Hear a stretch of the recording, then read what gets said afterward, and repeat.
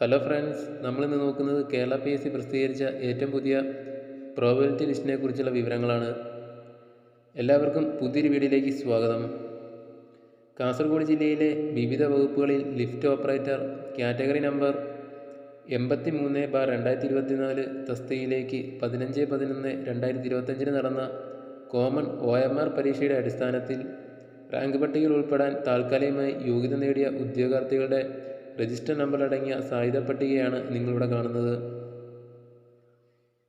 ഈ ലിസ്റ്റിൽ മെയിൻ ലിസ്റ്റിൽ ഉൾപ്പെട്ട ഉദ്യോഗാർത്ഥികളുടെ രജിസ്റ്റർ നമ്പറുകൾ നിങ്ങൾക്കിവിടെ കാണാവുന്നതാണ്.